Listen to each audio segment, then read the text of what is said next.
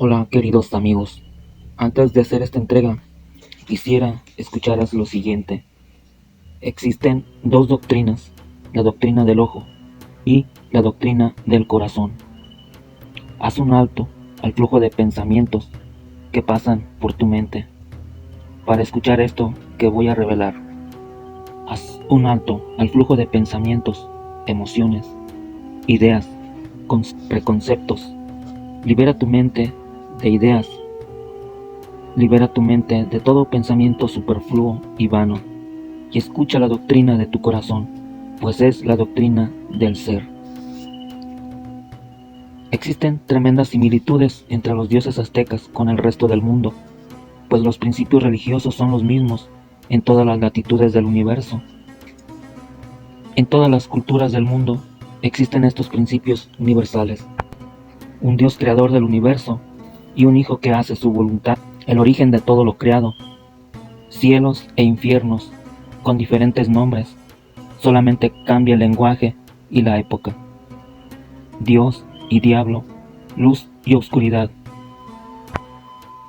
Los hindúes, por ejemplo, llamaban a la Trimurti o a la Santísima Trinidad por los cristianos, conformada por Brahma, Shiva y Vishnu. Brahma es el Padre, el Dios de todo lo creado.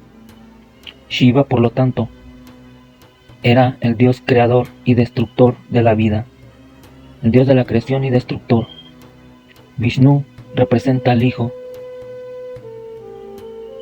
Entonces ahí tenemos Padre, Hijo y Espíritu Santo.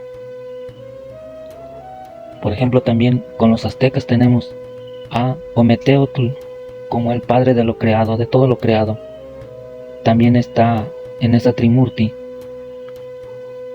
Quetzalcóatl como el Hijo que hace la voluntad del Padre de Ometeotl, y como el Tloquenahuaque que funciona como el Espíritu Santo. Entonces se completa la tríada divina. Ahí tenemos tremendas similitudes entre la India, entre México y entre el culto cristiano en Israel. A continuación, narraremos el nacimiento del dios Huitzilopochtli. Él también nació en la medianoche, un 24 de diciembre, de Coatlicue, su madre. Cuenta la historia que Coatlicue se encontraba barriendo el templo en el cerro de Coatepec. Coatepec quiere decir el cerro de la serpiente, cuando cayó una bola de plumas azules y las guardó en su huipil. Al momento quedó embarazada. La pluma, para los antiguos mexicas como para los apaches, las plumas representan la divinidad. La cantidad de plumas es el grado de espiritualidad del iniciado.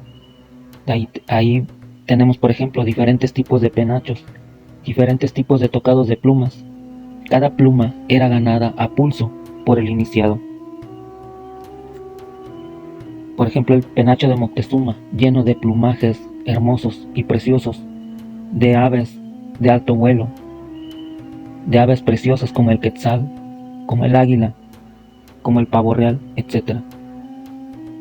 Continuando así con el nacimiento de Huitzilopochtli. Entonces, Huitzilopochtli fue concebido sin pecado alguno, al igual que María. A ella, por ejemplo, se le iba preñada por el Espíritu Divino. Entonces ahí tenemos la concepción, la Santísima Concepción o la Inmaculada Concepción, puesto que se dice que Jesucristo nació por obra y gracia del Espíritu Santo. He ahí la tremenda similitud. Se celebra la llamada fiesta de Panquetzalistli, cuando el sol vence a la oscuridad. Significa así el Panquetzalistli o la fiesta. Esta de Panquetzalistli era celebrado del 21 al 24 de diciembre para conmemorar el nacimiento del dios Huitzilopochtli.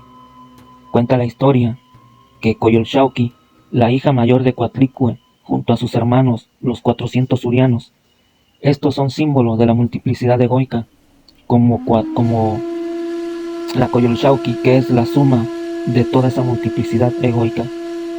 Dentro de Coatlicue se gestaba el dios solar de la guerra, quien nació vestido de guerrero con su armadura de Xiuhcuatl, decapitando a su nacimiento a la Coyolxauhqui, junto con sus hermanos los 400 urianos. En esta fiesta, llamada Panquetzalistli, conmemoraba la caída de Tezcatlipoca. Esta fiesta comenzaba con la hechura de una estatuilla del dios colibrí zurdo o Huitzilopochtli, hecha de zoali. El zoali era una pasta de amaranto y miel. Esta pasta era elaborada por las Ipilhuan Huitzilopochtli, mujeres que un año antes de casarse debían vivir un año en el templo del dios Huitzilopochtli, el dios solar. La deidad de Zoali era colocada en la cima del templo. La realización.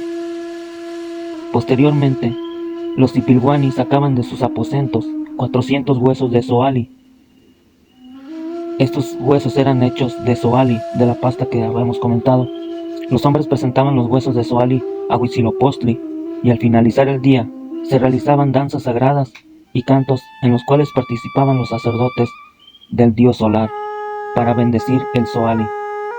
Tras colocar la figurilla en el templo mayor, un sacerdote caracterizado como Quetzalcóatl disparaba una flecha al corazón de la figurilla con el objetivo de matarlo ritualmente. Posteriormente, el pueblo mexica tomaba un pedazo de la figura para comerse al dios. Esto nos recuerda al cuerpo de Cristo cuando se nos da a beber el pan y el vino.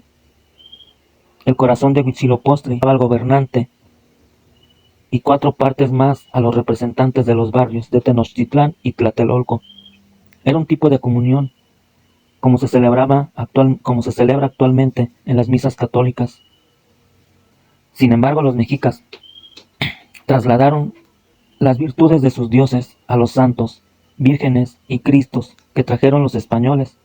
Por ejemplo, Coatlicue, la madre de los dioses y de la tierra, fue convertida en María la Virgen, mientras que Huitzilopochtli, al ser una deidad solar y compartir puntos muy similares a los de Jesús de Nazaret, terminó por convertirse en él. Esto, amigos, es una herencia prehispánica que hoy en día continúa vigente. Esta conversión continuó también en Europa por los cristianos sobre los pueblos considerados como paganos.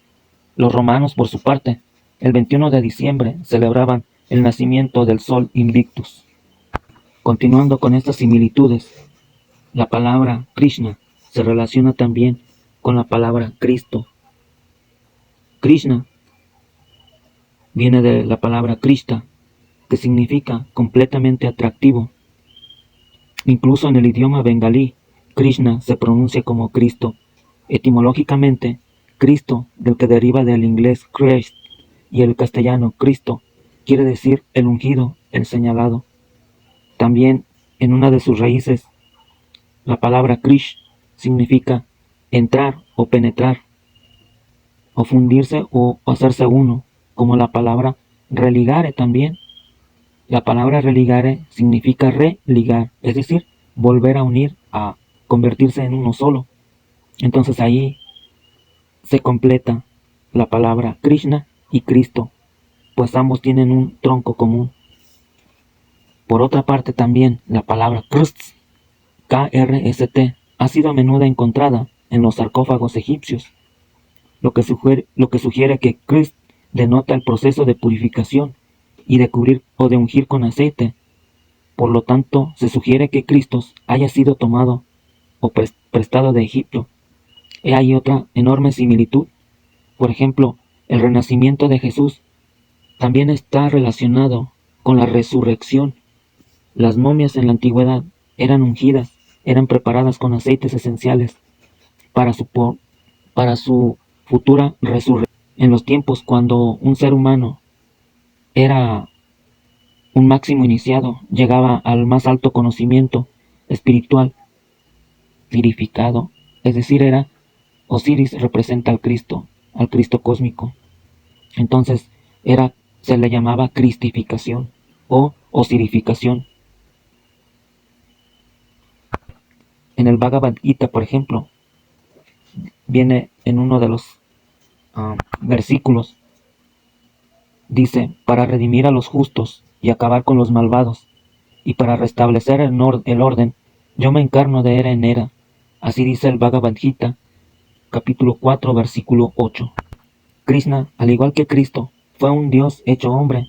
Llegó a un mundo en una época de decadencia para salvar al ser humano y que transmitió grandes enseñanzas con el amor como tema central, respeto a la divinidad en cada uno de nosotros. Al igual que Krishna, el dios colibrí zurdo o Huitzilopochtli era precisamente ese, el dios de la guerra. Los hindúes a menudo representan la divinidad de Krishna en cada uno de nosotros. La divinidad es reconocida, la divinidad del Señor Krishna es representada en cada uno de los seres vivos. Ahí se encuentra la divinidad de Krishna. Al igual que los mismos aztecas, cuando llegaron los españoles, no supieron cómo interpretar la palabra Quetzalcóatl, de lo cual ellos tenían conocimiento, que Quetzalcóatl era su dios principal. Entonces, ellos se confundieron, pensando que los habían confundido con Quetzalcóatl, mas lo que querían decir nuestros ancestros aztecas era que éramos gemelos en nuestro corazón, en nuestra esencia, pues ella no tiene color, ni casta, ni credo, ni religión. Ella es pura. Entonces, en realidad, todos tenemos esa chispa divinal, que es exactamente igual a la de nuestros semejantes. Todos los seres vivos también tienen su conciencia, su chispa divinal. Por lo tanto, ahí está el mensaje de Lord Krishna y de Quetzalcóatl, el cual quiere decir que todos somos gemelos. Una palabra también muy importante, muy interesante, es que o indio significa del vocablo del latín, que significa dentro, y Dios significa dentro, Dios adentro. Y por ejemplo la palabra judío es una palabra también netamente hebrea que significa tu Dios interno. La palabra Quetzalcóatl, por su parte, viene de Quetzal, del lenguaje azteca. Quetzal o lenguaje náhuatl significa precioso o divino. Y Coatl significa cuate o gemelo. No solamente significa serpiente, también significa cuate o hermano gemelo. Entonces, la palabra Quetzalcóatl también significa gemelo precioso o cuate divino. He aquí por la razón por la que, según los españoles, los confundieron con Quetzalcóatl, mas esto no es así. En realidad, lo que querían hacer notar nuestros ancestros era decirles que nosotros éramos sus semejantes y por lo tanto les dábamos el mismo valor, como el mismo valor nos lo dábamos a nosotros. Dicen que la historia la escriben los vencedores, pues estos tuercen las palabras a su modo. Ok, amigos, esperamos que esto nos sirva a manera de reflexión para liberarnos de todo egoísmo, de todo fanatismo religioso, puesto que ninguna religión es más o menos que otra.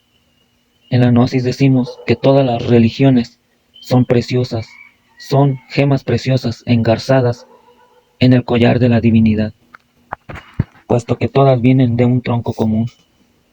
Todas las religiones tienen los principios religiosos, como ya habíamos comentado en un principio del video. Pues es todo por nuestra parte. Dale like si el video te gustó y esperemos nos veamos en un próximo capítulo de la Gnosis, el conocimiento prohibido develado.